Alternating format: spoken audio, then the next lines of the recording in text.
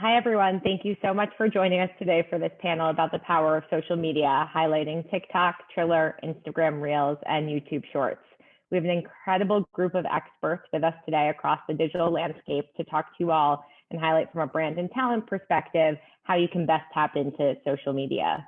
I'm your moderator today, Marissa Hurwitz, and I'm an agent at William Morris Endeavor in our digital department and focus on helping digital native talent expand their digital presence and monetize that, help our traditional talent launch their digital strategies, and also work across the audio space and podcasting and all of the new audio platforms that are popping up as well.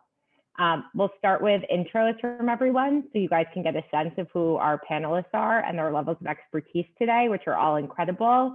And to kick it off, I'll throw it to Chris Autel to introduce himself. Thanks, Marissa. Chris Autel, run the digital department, digital ventures here at ICM Partners.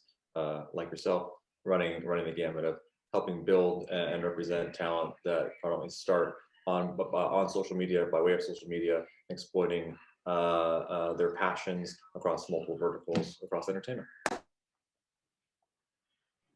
Thanks so much for joining us, Chris. Sam, do you want to introduce yourself? Yeah, sure. Thanks, Marissa. My name's Sam Christie. I currently oversee our entertainment teams with the Global Business Solution team at TikTok.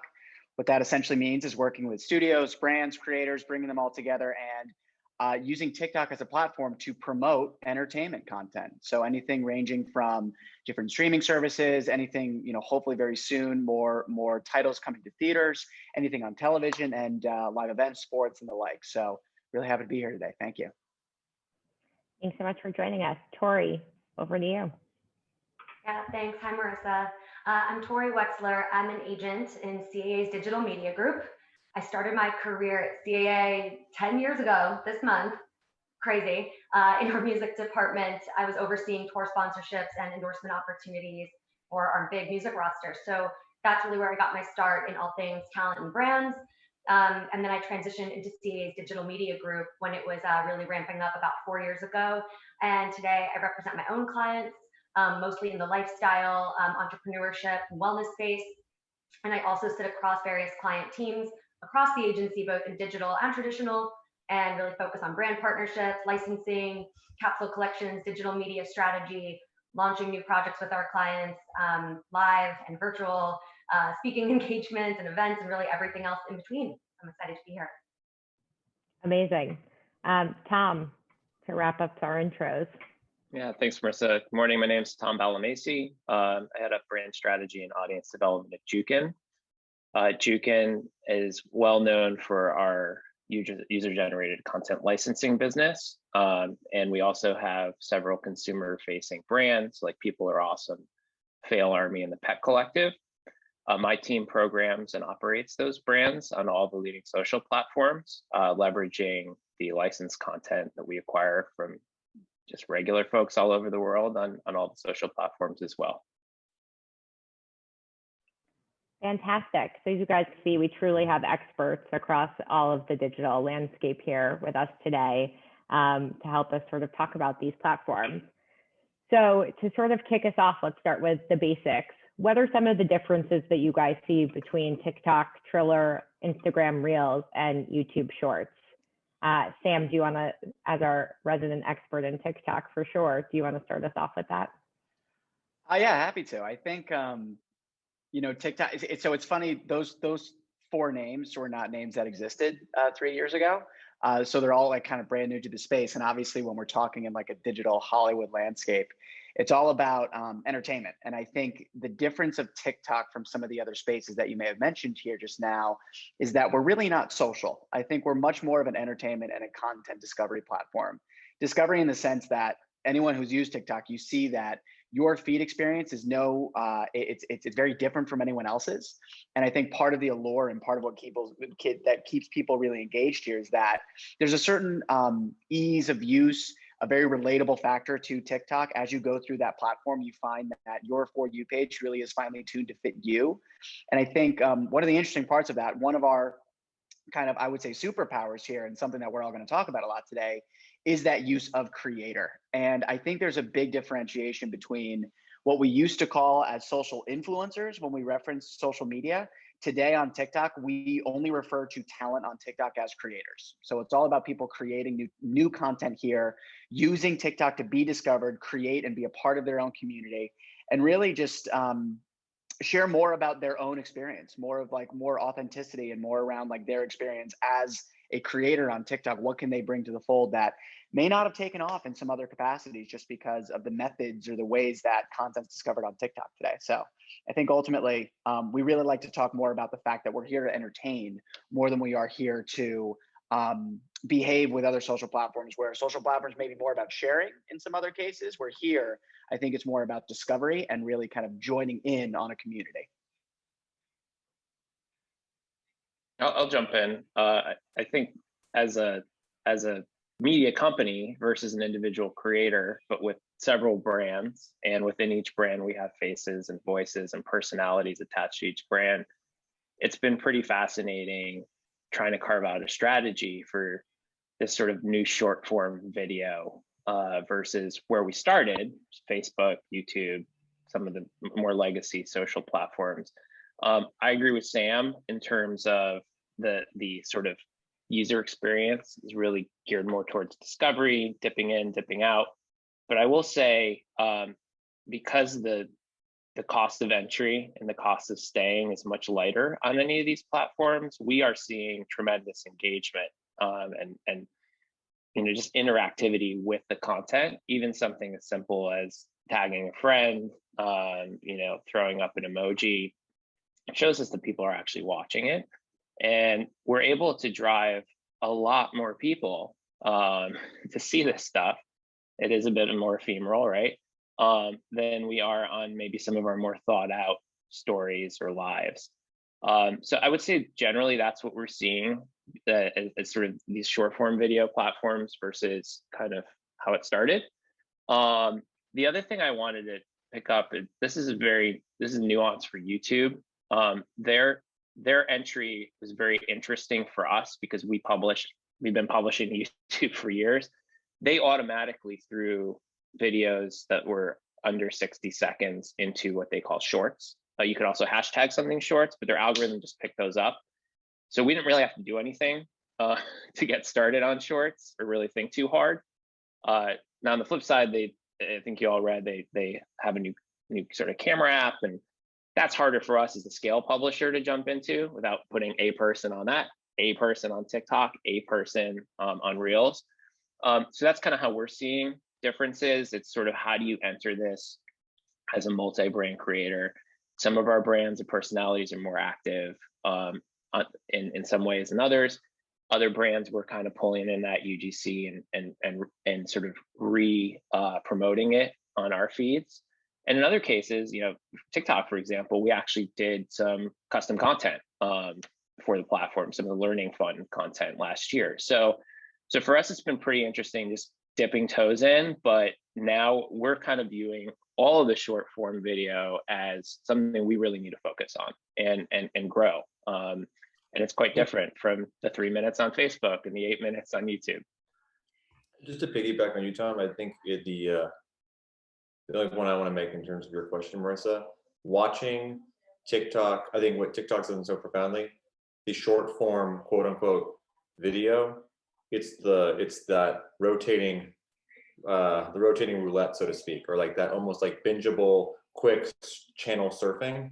Watching the adaptation or the adoption of that on each platform, even with YouTube Shorts coming out, as you mentioned, Tom, it's been very interesting to see how every single platform has adopted that way of consumption. I think that's the most intriguing thing. I think for me, watching social media take on 15 to maximum 60 seconds, so to speak, and watching that content be absorbed or consumed from a brand perspective so well. And I think that's actually a pretty good segue into sort of my next question for you all is, what do you see as the purpose of each of these platforms? And how can sort of talent, and are there different audiences that are sort of engaging across each of these platforms? Or are you seeing similarity for both, the talent that you guys represent or the brands that you're working with? Or Sam, even from the platform side, I'm sure you guys may must keep an eye on, people who are doing things on potentially competitive platforms to TikTok. I think it'd be great to sort of chat about what you guys are seeing in the landscape there. Yeah, most definitely. I think, we've always referred to TikTok as the last sunny corner of the internet. And I think we say that way because I feel like certainly in the last year, I think people came to TikTok for this area of self-expression and really trying to showcase their passions, not only showcase themselves in terms of creators coming to the platform and actually putting videos that kind of showcase their authentic being, but also people discovering that. And I think one of the interesting questions that we get a lot right now is like, hey, TikTok had this explosive growth in the last 15 months or so, we'll call it, and even stemming off of more and more growth from 2018 and 2019. What do we think is going to happen when we all go back out into the world? And we actually have done some research on that. And we found that according to Kantar recently, which just came out, 88% of people actually intend to not only just spend the same amount of time on TikTok once they kind of venture back out into the world, but are really looking to spend more time almost in such a way of, looking at the creativity and looking at the joy that this platform brings. They want to keep being here every single day. And so that same study also cited that over 90% of people actually feel happier after spending time on TikTok. And I think that's something that's really powerful. Like at the end of the day, we want to promote a certain experience for creators as well as our community to just be happy being here. And if that's what we can bring, I think we're doing a pretty good job in terms of people actually spending time with their devices, spending time consuming content. It's pretty rare that they get to see that and be able to have that sunny corner of the internet when they end their sessions day in and day out. I agree with that. And to kind of go back to like what I feel like the different purposes of each platform are, and this is kind of a segue from that first question, Marissa, into this one. I feel like, we have to remember TikTok's core product is this short form kind of viral style, fun, really creative type of video. Whereas the other platforms, when Instagram and YouTube started, the more kind of historic legacy platforms, they had other core products, and they're now kind of adding on to obviously stay competitive with a platform like TikTok. So it's really interesting to see the other platforms evolving and how creators are using them. Now, there's a ton of content out there. I personally feel like, TikTok and Instagram for me are a bit more accessible mobile wise, right? And when you just want to open up your app, catch a really fun piece of content that's going to make you smile, or like stay updated on a trend, or the aesthetics of Instagram, the types of content you see there, I think are a bit more quick and digestible. YouTube, at least for me, and just what I kind of hear from various people that I speak to is that it's becoming there's like a bit more intention when you go to YouTube now, right? Because it's like, oh, I might go there if I'm looking for a quick tutorial on how to bake a chocolate cake, or I'm going there to specifically look up, a creator that I represent to watch their latest video, right? Or I'm going to go to watch a tiny house guy because I'm doing research on tiny houses. Like, I feel like there's a bit more intention when you go to a platform like YouTube or something with longer form versus the Instagram, versus Instagram Reels or TikTok, which just feel a bit more quick and in the moment and digestible. Yeah, I think everyone tries to. Everyone, we get these. I mean, all of us on this panel get this question all the time. I think the biggest thing, especially when a client, Tori, I know you're in the weeds with me on it. Whenever a client goes, "What do I use each platform for?" I think the easiest way to say it is, TikTok is very much the new wave youth magazine. Quick bite, not to quote Quibi, but quick consumption. 15, rest in peace.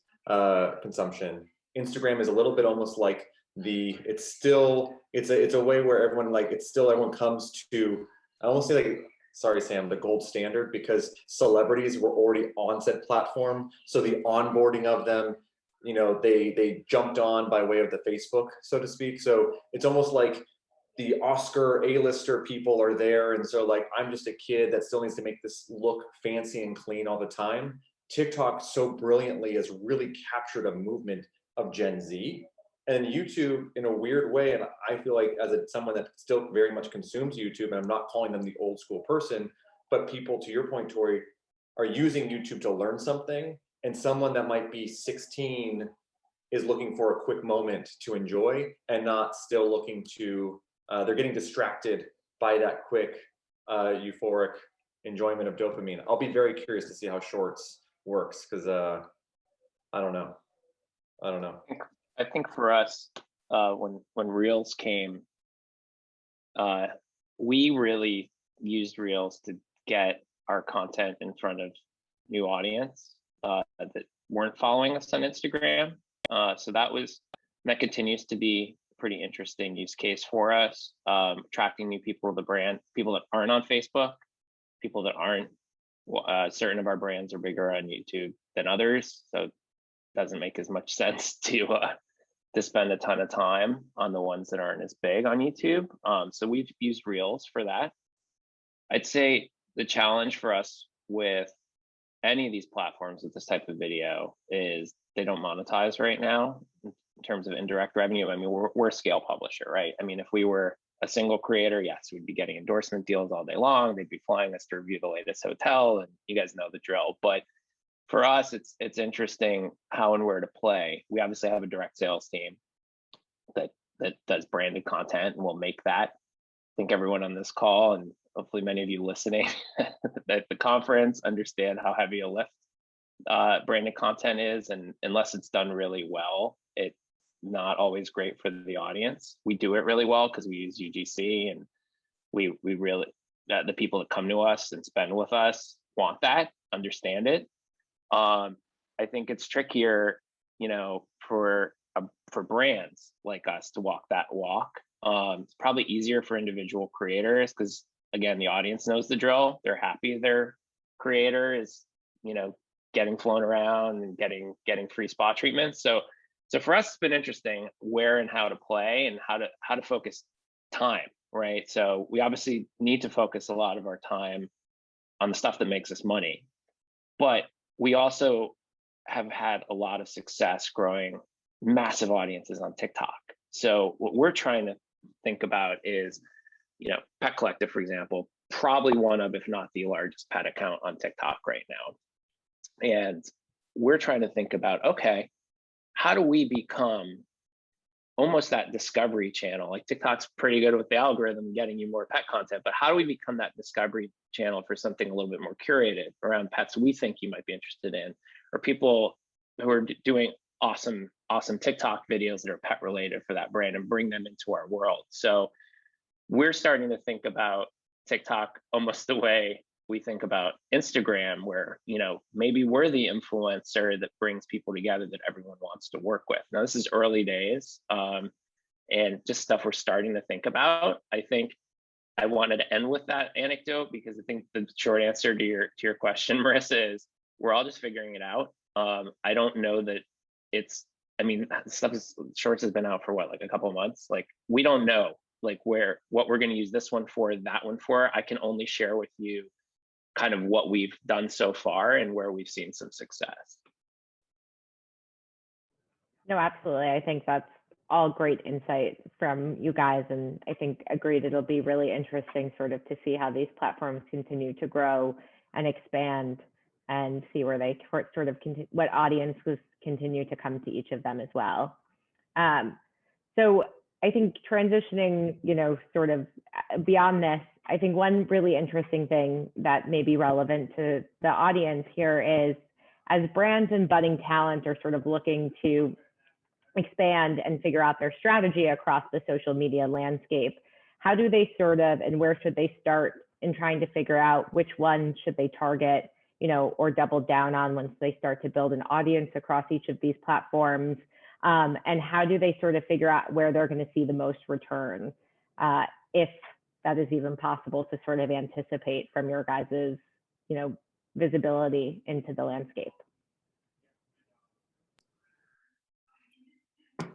I'll jump in if you're not. I'll jump in happily. We all know your answer, Sam. Everyone's got to be on TikTok.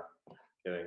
I think I think a lot of times it depends on. I think it depends on I think most brands go like, we want engagement. We want, but you have to do your use case or your case study first, the same way in which we approach it with the talent. If you are someone that happens to be on a broadcast television show, what is the core demo of watching that show? Are they watching you for that? And then let's start there. If we're building out a brand, a lifestyle brand, okay, let's think, is that between the ages of 24 and 30? Maybe that's a little bit more YouTube, Instagram focused. Is it a female or male demographic? I know I'm talking about talent focus first, but from a brand perspective, you have to do that same work. Obviously Gen Z, if you're looking there, like you should be, if you're not like TikTok, no question. There's no swipe up yet. So I think that I would say Instagram, usually there's a very nice direct guideline or push to a brand and an immediacy to actually convert and buy or make a purchase, should one want to. And I know brands tend to want that demand. It depends on what they're actually looking to exploit against at the end of the day. Do your No, Chris, I think you're exactly right. It depends on what the brand's looking for, definitely. And I think when we met each other initially, like, I don't know, 2.5 years ago, probably that Gen Z audience is more of what you're looking for. I'd actually argue from what we've seen TikTok evolve as we've scaled to, you know, over 100 million monthly active users here in the States. We actually have that multi-generational blend of audience today. So I was just before we started recording this today, we were joking around. Like I have a son on the way. My firstborn is on the way in a month, and so my TikTok is now all of a sudden filled with dad talk, just like first-time parents, just funny baby content. So sure enough, I'm actually getting Pampers ads that are being fed to me. And sure, so I think what we're seeing is this evolution. We're seeing us move away from just being kind of the younger demographic. I think if I relate that back to like the entertainment sphere, we're actually working a lot with different TV networks, with different streamers on not just focusing on those kind of younger audiences, but also looking at new releases for, doing a creator series for Keenan, the new series where I think everyone on this line probably remembers Keenan really well from All That. Now he's been on SNL for 15 years, 14 years or something like that. Being able to take that kind of multi-generational approach and bring Keenan to the masses, right? Bring him outside of just people who would only know Keenan and be able to embrace a broader audience in that sense. So I think you're absolutely right. We want to hone in on what is a brand looking to do, but we are starting to recognize TikTok's done a really nice job of getting outside of Gen Z, seeing more millennials come through, and even, seeing more families, parents, more people coming through in that sense, and have a creator community supporting that. So there's a little bit of everything. I will say that. And that's definitely been an evolution for us in the last year and a half or so. I agree with that from what we've seen on TikTok. The other thing I would say about TikTok is it skews more heavily US. Obviously we have big followings on all the social platforms, but because of the way TikTok is built with regional apps, right, or country-specific apps, that's something we've noticed. So there's nuance there in terms of demo you're targeting. We're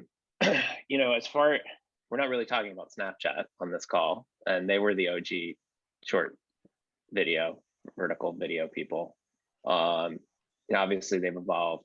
We're actually pretty big on Snapchat. We have several Discover shows, which aren't named Fail Army. Back left, good. People are awesome. We have those, but we have several other Discover shows too. That to me is almost like, an EPG, and you're in your smart TV, but it's on your phone.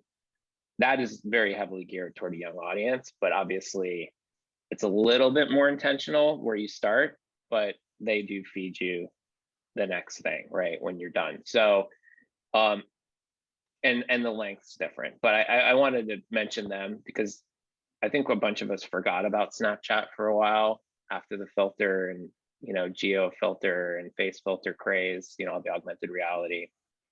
They've grown a huge media business, but it's a walled garden. They've got to let you in there. Not anyone can just put it up. So for us as a media company that's doing several of these, I would say they actually have remained sort of that young Gen Z super mass market, I would say. Instagram, we're definitely seeing skews heavier millennial, probably a little bit more affluent in terms of demo. Those are just some nuances, and I think kind of sync up well with what Chris was saying when we kicked off the answer to this question, depending on where your brand wants to be. Yeah, there was just an article in Ad Age that did something called the Harris Poll, and it was saying how, to be a brand on these platforms, it takes more than just creating a brand account. And Sam, you might have more insights into that, but it seems to be that the most active accounts on TikTok are still majority, comedy, and some some of the music and the dance stuff, while it's popular, might necessarily not be the most where the users are going most. So yeah, I think that brands, in order, it's really, really interesting. Like brands, in order to keep up with kind of the trends, need to just be creative and kind of think about how they can do things differently on these apps and engage consumers and engage the users. Like I think the misconception is that it's mostly Gen Z, but to Sam's point just now as well, I mean, it's not, it's millennial, it's aging into the, people in their 20s and their 30s and parents. And we're seeing, I think, that also per this article, that the millennials are actually now the ones transacting most on the app. So while Gen Zs may be the most prevalent audience demo, the millennials and upwards are now, making purchase decisions off of this. So from a brand perspective, target those, target that group. They're the ones that'll be probably purchasing your products while everybody else might be on there, but scrolling around kind of frantically. And I mean, for the entertainment, but yeah.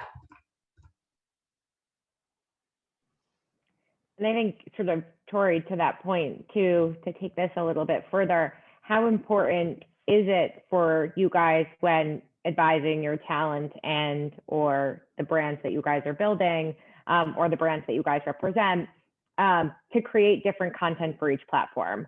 I think we all know that, creating content for one's community can be incredibly time consuming.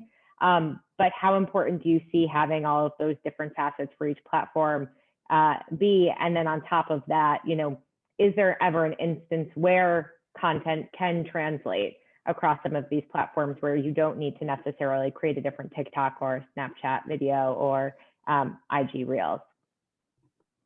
I'll jump in on this one too, because we get this question all the time from clients and new clients. They're like, should I be on this new platform? Oh my God, Triller launched. What do I do? And I like to say, and I'm going to be honest, I am not probably the best to speak to about Triller. Just seems like there's a new platform or a new app every day. And candidly, I have not seen a ton of inquiries yet come in for that app. I think TikTok's really kind of leading in the market share in like that short form content space. But I like to say a lot of times, our clients are time poor. So how can you strategize and utilize the material that you already have and figure out how to put that on the platforms that you have, right? So for example, I have this client, she's been on YouTube for most of her career. That's where she's launched. And very smartly, instead of repurposing and making new content for every platform, takes her YouTube videos and reposts them all to IGTV. That's one way. I mean, IG Reels, TikTok, those platforms can kind of, they cross over. They could be one and the same. I see tons of asks from brand campaigns. Hey, create this on TikTok, share to IG Reels, or vice versa. So I think instead of spending a ton of time and energy into thinking you have to be on every platform creating organic content for that platform, try to use the material that you have. That's something I tell the talent. I mean, is it important to diversify your content? Absolutely. And I think, spend your time where your audience is. Like if you've got Instagram and that's kind of where your audience is, lean in there, but maybe also just carve out time in your schedule to also be experimental. And brands should do the same. It's like, see what works and kind of be experimental until you kind of find out what sticks and what works. Yeah, Tori, I completely agree with that. I think at the end of the day, like the number one ingredient that we say to talent or to creators or brands, whoever comes to TikTok, the number one ingredient is realness. Like, let's make sure that whatever you're doing is authentic to you and not trying to fit a square peg into a round hole, so to speak. So, there are oftentimes we do say the tagline we have, don't make ads, make TikToks, because at the end of the day, native content is what's going to resonate and that's what's really going to take off. So if you are a creator or if you are a brand who is looking to invest heavily in something like TikTok, because that's an audience you want to speak to or that's where you want to be, we do encourage to think about us as your own platform. We want to make sure that your content feels endemic to what really lives here. That doesn't mean that content can't live elsewhere. I think you mentioned Reels as a really good example, but I think what we're finding more and more of today, content that's being created has to thrive in a sound on environment. It often has to be vertical because it's probably going to be vertical somewhere, even if it's not necessarily on YouTube. It might be going over to Reels. It might be going over to Shorts. It might go somewhere that is that, to get technical, the 9:16 aspect ratio. But, ultimately, we're just seeing those habits are changing. And I think to your point, people just have to create a little differently for every different platform. And for us, that really means being very, real, authentic, all of those different pieces, but making it feel as though it was built for TikTok is very important. Just to use a case study, and selfishly, I'll use one of my own clients here, shameless plug. If you are a content creator, I represent a fantastic talent by the name of Sienna May Gomez, happens to have been developed, so to speak, on TikTok. She's in a series that's coming out on Netflix, the Hype House, quote unquote, show. She commits her time creating short form content on TikTok, whether it be 30-second, 15-second aspirational moment content, deep, feel good, tune in, tune out, check in moment. That's how her brand lives there. We fed into a deal that we did with Maybelline as well as Levi, and we baked a longer overarching storyline of her journey as an ambassador to those brands. We actually folded that in as good partners into the Netflix series. So it became a longer standing, not to say a real story, but one that was short form, branded. Look at me, I'm an associate, I am a brand ambassador of Maybelline next to Gigi Hadid. Great, cool. Like that's just a brand money moment. But then to bring that story to a linear platform or a streaming platform like Netflix, to bake it into its own storyline in its own episode, and then use that story to further with Levi being part of a clothing brand, developing another episode that's about you launching your own swimsuit line that you can then plug in ancillary behind the scenes on YouTube. It's no different than creating a Marvel universe. So if any content creator is on here and content is your business or a brand, you have to start thinking about how your brand business or your content business is its own Avengers universe, and how you can plug each narrative on a different platform that makes sense for you to use.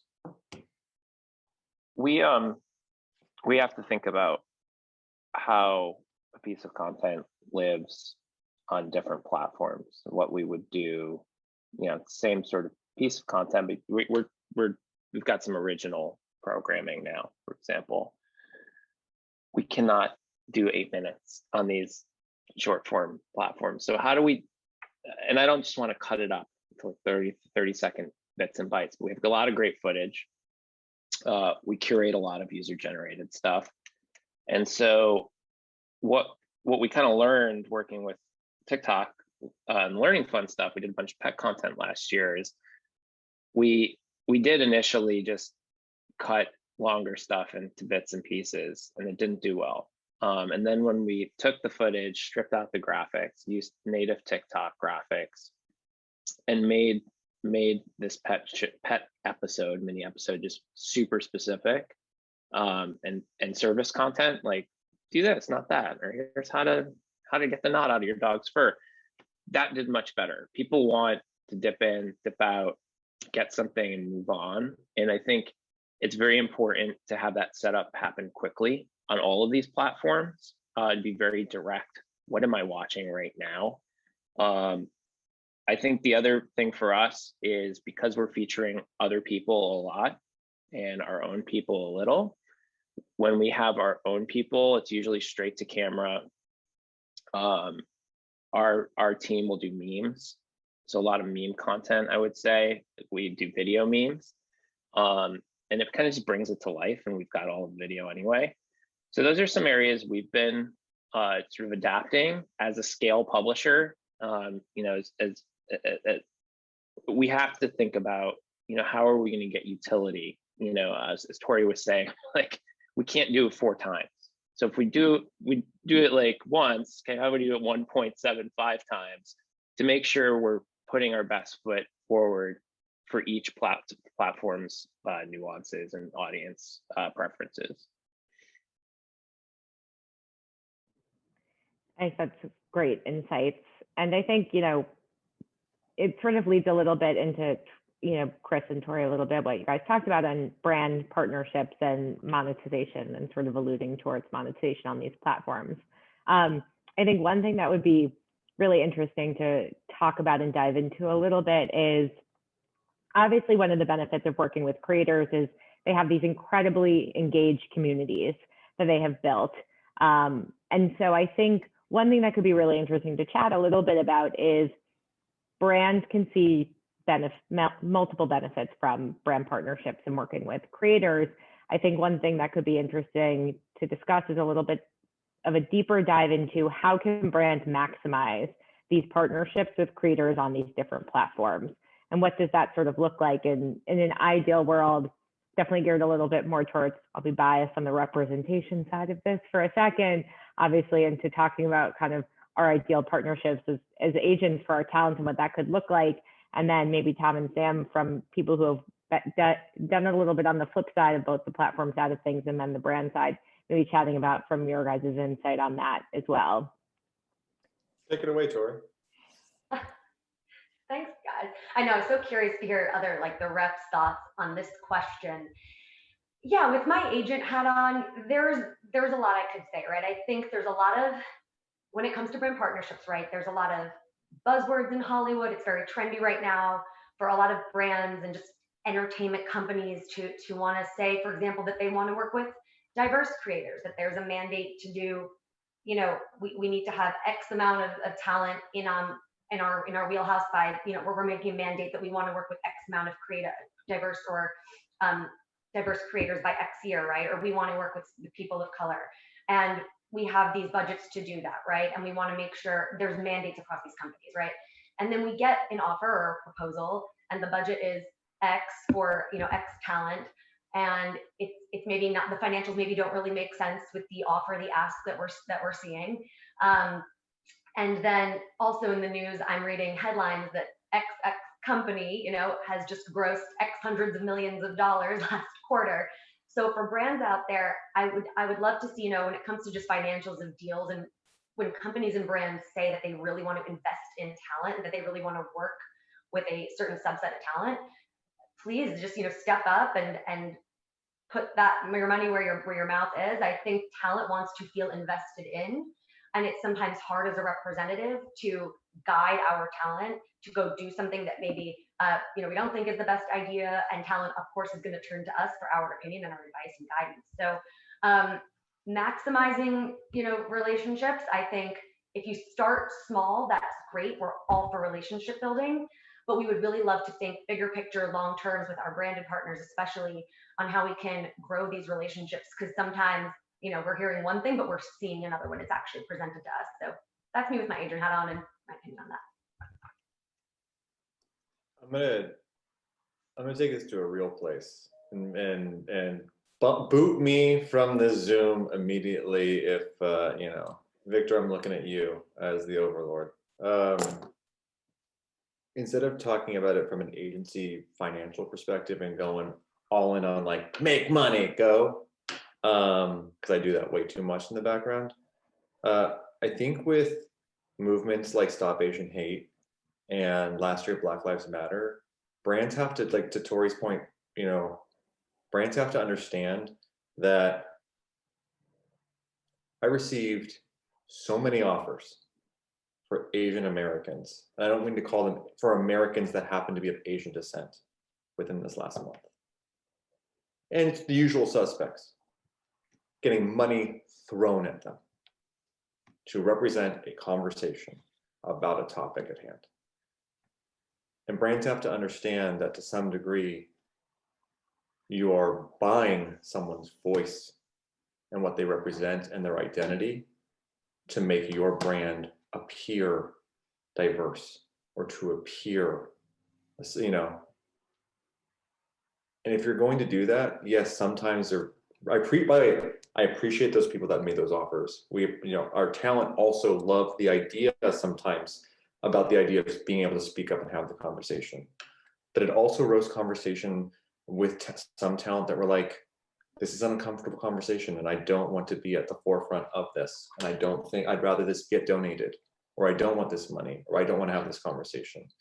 And I know I'm not bringing an actual conclusion or an answer to you, Marissa. And I know that you weren't even asking this, but I wanted to take the time because I do think from a moral obligation standpoint, it is something that, like, I haven't even had this conversation with anyone, is it's a real issue. On the opposite side, I had a talent offered for Mother's Day like $5,000 to be a part of something. Great, we appreciate the $5,000, very kind of you. but it was like a hard stop. And then you later on find out what the exploitation was later on. And they want to put his mother, who wasn't even in the deal, on like billboards within a specific, I'm not gonna name the brand, but like within their stores. We obviously said no to the deal, which is our right, and we were very respectful. But like for $5,000 for that amount of usage, for specifically finding, you know, an amazing, beautiful Black woman mother, like at this moment in time, for that amount of money, just didn't make sense. And I think that brands have to understand what they're doing more intently. And if they do know, you have a moral obligation or responsibility to factor that into your offers. Like Chris, you kind of said it more eloquently than I did. I was like trying to be really nice about it when the brands are watching. But yeah, to that point as well, that kind of, I wanted to maybe just piggyback off that and bring up like paid media, for example. More often times than not, there's paid media spends attached to these offers. You know, brands want rights to boost content for X amount of time, and they're not willing to pay the talent more for those usage rights. And it's like, we're often not privy to the amounts that they're spending. They obviously don't disclose that. It's like, okay, fair. But if you are going to be spending X amount of dollars to now promote and boost the content and exploit the content that this talent is creating, you wouldn't have that content without the talent creating this, effectively acting as an ad agency for you, for your brand, right? And to be the voice of your brand.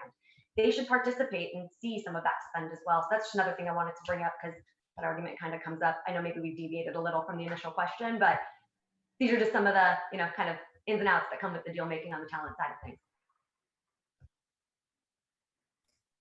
I would say for us, these platforms, and in terms of us working with other folks, has been great. You know, we have a few homegrown faces, but largely what we do is, because we have licensed the content from regular folks, we can just ping them and be like, hey, we'd love to interview you for this more in-depth video that shows. We have a show called Tales of the Fail and Fail Army. So some of our most epic fails, you know, millions and millions of views. We'll contact the person that submits that video, get the whole backstory. Sometimes they'll loop in some of the other folks that are in the video. And, you know, we kind of just give you, what were these guys thinking when they jumped into that frozen lake? And we'll get a play-by-play from them. And it adds that extra layer of authenticity, which is what people want right now. And I think that's what this short form video phenomenon has underlined is, you know, and Gen Z is really, when you look at the aesthetic, it's unvarnished, it's unpolished. You know, the millennials, Instagram, super polished, everything's perfect, everything's pink and green in a serif font, you know, and has to be on point, right? But for Gen Z, it's being more real, it's putting yourself out there, it's being a little weird. And that relatability, we're seeing it at scale. You know, I won't go into too many details, but like some of the merch we promote, you know, you do this beautiful glossy merch shot, put that up, then you put up an actual real live person wearing it. That post is a lot better. The second post is a lot better. So what we're finding is it's helping us be a little bit freer creatively. It's helping us approach the talent who we've had relationships with for years. I mean, it's like, why haven't we done this sooner, right? Actually getting to the people in the video. And then when we do need to cast things, like we do a react show, for example, we're finding the talent, you know, apologies to Chris and Tori and Marissa, we're finding the talent just on some of these. Hey, do you want to send us a video? Easy screen test. We don't even call it a screen test. They may have never done a screen test in their life. Hey, you want to read some of this intro, outro stuff? And they come in and we shoot it. So it's been pretty cool for us to kind of break out of the way we were doing things as a sort of bigger media company and jump on things a lot quicker. You know, when companies are older, they feel that, you know, things get stodgy. And what this has given us is a breath of fresh air to sort of really deploy resources a lot more nimbly and really highlight real people who are in the content a lot more in a more forward way than we had in the past. Yeah, Tom, I really like that approach. I think, and to tie it back, Tori, to a little bit of what you were saying here, I think what we've always said, and what I think the evolution of platforms like TikTok and some of the other ones that we've mentioned here, we're coming to learn that we need to trust creators more. Creators are truly, they know what works on these platforms. So we're able to have a conversation. Tom, you're having it, internally within Jukin, but we're able to have it with brands to say like, hey, you know what, brands, or saying to brands, hey, creators actually know really well. They know what message can really thrive here on our platform right now. And I think we are in a position where we can challenge our partners to think with diversity in mind, because diversity is the backbone of TikTok, ultimately. And that's why I think it is so attractive to brands to come here and realize that we have a whole generation here who knows how to connect with a different audience, and sometimes being able to empower them to be able to own a message and own, kind of what content can look like on the platform. It benefits anybody or any brand entity or any publisher or any studio coming to the platform and kind of giving them that free reign. So it's something that continues to evolve, I'll say. And I think, we're starting to learn more and more the power of, like I said earlier, creators are a superpower here. The more that we can hear their voice, the better off anyone partnering with a creator or any of our community is going to be. Amazing. The platform agrees that with agents that creators should have more power in the say with a brand. Love to hear it. Yeah. Agreed. We're going to hold your feet to the fire there, Sam. I know I just opened myself up to it, but guys, hey, creators are a power here, and that's ultimately what it comes down to. Well, if you guys can believe it already, we are on our last sort of thought, and I'd love to throw it to everyone as kind of a round robin a little bit to give their one final piece of advice or takeaway that brands and budding talent can use as they navigate this incredibly complex, clearly ever-changing social media landscape. And I'll throw it to Sam first. Yeah, I'll jump in. I think, I used to say for a while, like, don't overthink it. When we're talking about authenticity and realness, sometimes that just means, Tom, you made a point earlier, we're all still figuring it out. And I think that's very true. And so when you're figuring it out, how else are you going to do it other than just diving in head first? We had a New Friends presentation just last week where the message is now evolved to say, we're selling cultural relevance. And I think when it comes to cultural relevance, it's now no longer should we be on TikTok, but when are we going to be on TikTok if we're not already? And what I think that's just forcing brands, creators, anybody to do is just kind of dive in head first and recognize that you have a safety net within this community. As long as you're being kind of real to yourself and working with the right people and, having this authentic voice and message, there will be an audience here for you. So we're figuring it out, but the more that we can do that and the more people try that, I think the better off we'll be, and the more evolved I think the content that you see on TikTok day in and day out is going to look. Yeah, I agree. I feel like it's overused, this word, but it's kind of authenticity, for those that can try to remember, both creators or brands, right? Remember who you were before social media existed, right? Like before you had to put everything out there for everybody to see, like you were a human or you were a company, right? You had interests, hobbies, aspirations. So I think anyone who's on social media today is there for a reason. Like you enjoy being creative. You want to share your dances or your recipes or whatever you're doing with your followers. You are a pop culture junkie, right? So kind of just keep on doing what it is that you do, and it'll just kind of come naturally. Like Sam said it perfectly. You don't have to overthink it. When you kind of try too hard, like I bring back to pre-social media, because there was a time when social media was even just starting, and people weren't really doing it to get famous. They were just putting content out there because it was cool. It was like, oh, I can post this video that I made myself. Cool. They weren't doing it to become famous or to fill this like niche or because it got you somewhere. I mean, yeah, maybe there's reasons why people do that. Sure, you're gonna do it. But yeah, just kind of stay true to who you are, and the content will come. The audience will come. If it's funny, people will come. If you've got real talent, people will watch. That's what I have to say. I agree that people need to just put themselves out there. The bar is very low to just start doing it. Just do it, put it out there. It's very ephemeral. Take it down if it's a huge disaster, but otherwise just move on and put something else up and you'll start seeing what works. Not just repeat the last 2 points, so I'll throw in something new. I think reaching out to people is really important. That's how YouTube started. Creators high-fiving, supporting, subscribing to one another. I think what we've seen culturally is, since that era, many years ago, is, text me, don't talk to me, sort of anonymous comments, trolling, all of that.